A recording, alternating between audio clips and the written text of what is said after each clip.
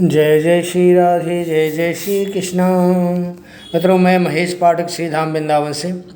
हमारा यूट्यूब का चैनल ज्योतिष सेवा वृंदावन आप सभी दर्शकों का हार्दिक स्वागत करता है, हार्दिक अभिनंदन करता है। आज की बात करते हैं गुरु बृहस्पति देवता शुक्र के भरणी नक्षत्र में 21 जून से लेकर के और 27 नवंबर तक गोचर करने वाले हैं। ये गोचर कन्या राशि के लिए कैसा रहेगा? जिनकी लगन कन्या है या जिनकी राशि कन्या है, ये जो प्रोग्राम है दोनों के लिए समभाव से है। आप जैसे चाहें वैसे इसको देख सकते हैं। अब हम कन्या लगन की और कुंडली को देखते हैं तो गुरु का जो गोचर है अष्टम भाव में हो रहा है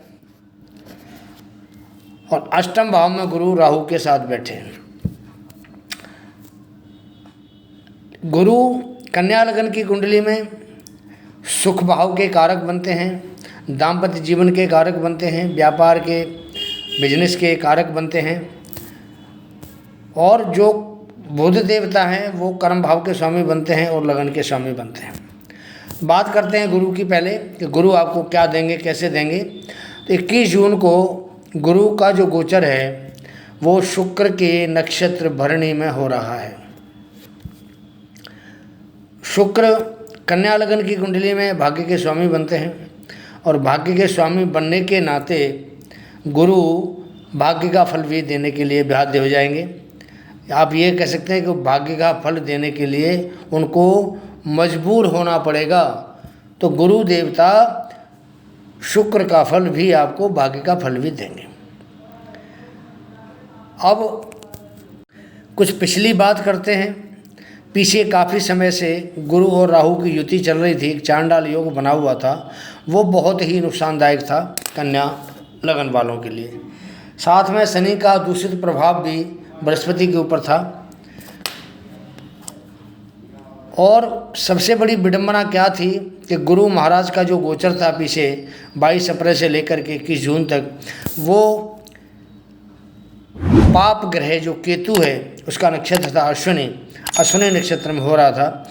तो गुरु पाप प्रभाव में आने के बाद, शनि से दृष्ट होने के बाद और राहु के साथ चांडाल दोष बनाने के साथ साथ बिल्कुल भी कन्या राशि वाले, कन्या लगन वालों के लिए लाभप्रद नहीं थे। लेकिन अब स्थिति बिल्कुल विपरीत हो गई है। 21 जून को पहली बात तो शनि का जो दृष्टि है बृहस्पति के ऊपर, उससे शनिदेव मुक्त हो गए। दूसरा, जो गुरु चांडाल योग बना हुआ था मेष राशि में, बृहस्पति के साथ राहु बैठे हुए थे, तो गुरु चांडाल दोष भी अब आपका निष्प्रभावी हो गया है, क्योंकि राहु के जो अंश बल हैं बहुत कम हो गए और गुरु के अंश बल बहुत बढ़ चुके हैं। तो यहाँ पर राहु प्रभावहीन हो गया, बिल्कुल भी प्रभाव नहीं दे रहा है, गलत। तीसरी बात, अश्विनी नक्षत्र से निकल करके गुरु बृहस्पति देवता अब शुक्र के जो दैत्य गुरु हैं शुक्रदेव, उनके नक्षत्र में भरणी में सौम्य नक्षत्र है, सौम्य ग्रह का, उसमें गोचर शुरू हो चुका है। अब यहाँ बैठ कर के आपको क्या देंगे। पहले बृहस्पति को देखते हैं कि बृहस्पति अष्टम में बैठे हैं, तो अष्टम में बृहस्पति क्या करते हैं। बृहस्पति के बारे में हमारे शास्त्रों में कहा है कि जहाँ बृहस्पति बैठते हैं वहाँ तो ज्ञान की गंगा बहती है, लेकिन जहाँ जहाँ बृहस्पति की दृष्टि जाती है वहाँ पर गंगा जल छिड़क करके, अमृत धारा छिड़क करके उस भाव को बिल्कुल शुभ कर देते हैं और भाव अच्छा प्रभाव दिखाने लग जाता है। तो गुरु की जो पहली दृष्टि है 5वीं, वो आती है द्वादश भाव पे। द्वादश भाव होता है विदेश का भाव। तो विदेशों से संबंध कन्या लगन वालों के बहुत ही अच्छे बनने शुरू हो जाएंगे। यहाँ पर पहले जो अननेसेसरी खर्चे हो रहे थे, जिनकी ज़रूरत नहीं थी वो भी खर्चे हो रहे थे, अब बृहस्पति के शुभ प्रभाव में होने के बाद वो खर्चे आपके सब बच जाएंगे, फालतू खर्चे नहीं होंगे। गुरु की दृष्टि है, गुरु धर्म का कारक है, तो यहाँ जो भी काम होंगे धर्म से संबंधित काम होंगे। धर्म के प्रति आपका रुझान बढ़ेगा, रुचि बढ़ेगी और विदेशों से आपके संबंध बनेंगे तो आपको इससे लाभ होगा। बृहस्पति की दूसरी 7वीं दृष्टि आती है धन भाव पर। धन भाव का स्वामी शुक्र बनता है और शुक्र के ही नक्षत्र में भरणी में गुरु गोचर कर रहे हैं। तो यहाँ धन संबंधी जो समस्या कन्या लगन वालों के साथ थी वो 21 जून के बाद में वो समस्या समाप्त हो जाएगी। धन का निरंतर स्रोत बना रहेगा, धन की कभी कमी महसूस नहीं होगी। ये भाव परिवार का भाव भी है, कुटुंब का भाव भी है। तो कुटुंब के अंदर हर्षोल्लास, कोई मंगल उत्सव घर में मनाया जाएगा। और हर तरीके से, क्योंकि बृहस्पति आपके सप्तम भाव के स्वामी बनते हैं, जो दाम्पत्य जीवन का भाव है। तो जिन बच्चों की शादी विवाह में कोई अड़चन आ रही थी, तो जैसे ही बृहस्पति गोचर करेंगे भरणी नक्षत्र में, तो ये शादी विवाह की रुकावटें दूर हो जाएंगी। संबंध नहीं बन रहे, संबंध बनेंगे। और परिवार में कोई न कोई आपके यहाँ मंगल कामना के साथ मंगल उत्सव जरूर मनेगा। ये गुरु की दृष्टि जब द्वितीय भाव पे आती है, तो ये भाव वाणी का भाव भी है। आपकी वाणी इतनी मधुर हो जाएगी कि इस वाणी के द्वारा जो भी आप कोई काम किसी से निकलवाना चाहते हैं, या कोई काम कहीं आपके अटके हुए थे, आपके सारे काम आपके वाणी के द्वारा, वाणी का इतना बढ़िया प्रभाव होगा, सारे काम आपके पूरा होना शुरू हो जाएगा। गुरु की जो तीसरी दृष्टि है वो आती है चतुर्थ भाव पे। चतुर्थ भाव हमारे सुख संपत्ति का भाव होता है, माता का भाव होता है, वाहन का भाव होता है, मकान का भाव होता है। बहुत सारी चीज़ों का ऐसे विचार करते हैं। तो गुरु की दृष्टि यहाँ आने से पीछे आपकी कोई मकान बना रहे थे, बनता बनता अधूरा रह गया, कोई प्लॉट मकान खरीदने की योजना बना रहे थे, नहीं बन पाया, माँ के स्वास्थ्य में पीछे आपको थोड़ी दिक्कत परेशानी आ रही थी, इन सब चीज़ों से अब आपको बिल्कुल निजात मिल जाएगी। कोई भी काम जो आपके अधूरे प्रोजेक्ट थे, वो सारे प्रोजेक्ट आपके बंद हो जाएंगे और नए सिरे से सारे काम शुरू होंगे आपके, और पूर्ण होंगे काम आपके। माता का पूर्ण आपको सुख मिलेगा। कोई वाहन खरीदने का अगर आप कोई एक वो बना रहे हैं, कोई प्रोग्राम बना रहे हैं, तो वो भी आपका सफल होगा। तो यहाँ बैठ करके अष्टम भाव से गुरु की दृष्टि चतुर्थ भाव पड़ती है। तो चतुर्थ भाव से संबंधित जो भी चीज़ों का हम विचार करते हैं, उन सब चीज़ों में गुरु आपको राहत देंगे। अब गुरु जहाँ बैठे हैं अष्टम भाव में, यहाँ क्या करेंगे? देखिए, अष्टम भाव है आध्यात्मिक ज्ञान का, गुप्त धन का, ससुराल का। इन सब चीज़ों से आपको राहत मिलेगी। ससुराल से आपको लाभ होगा, आपका गूढ़ ज्ञान, आध्यात्मिक ज्ञान बढ़ेगा।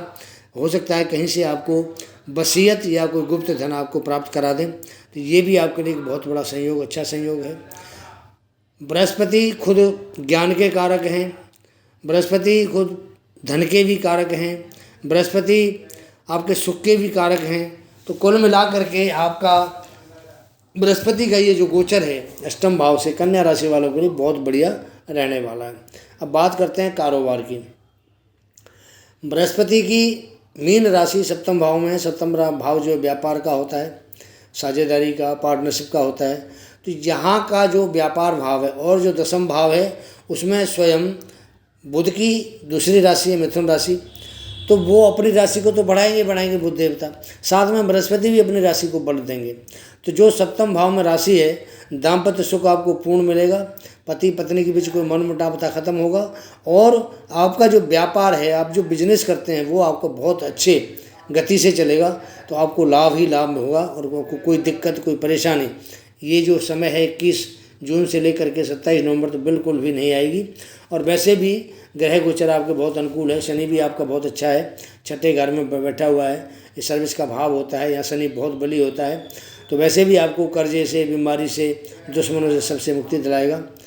तो ये मित्रों, मैंने कन्या लगन के बारे में आपको छोटा सा वीडियो बताया।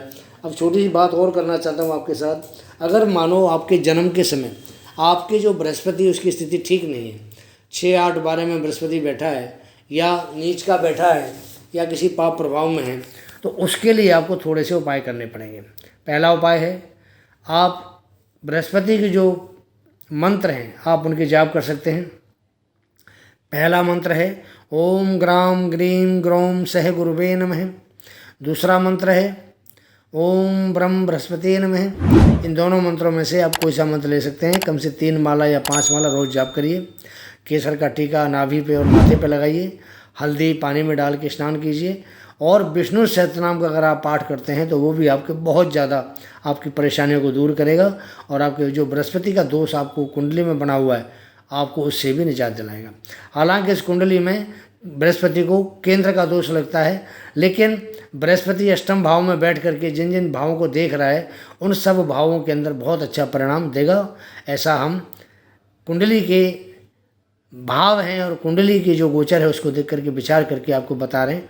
ये हमारा प्रोग्राम, हमारा वीडियो कैसा आपको लगता है, इसके बारे में आप अपनी राय दें।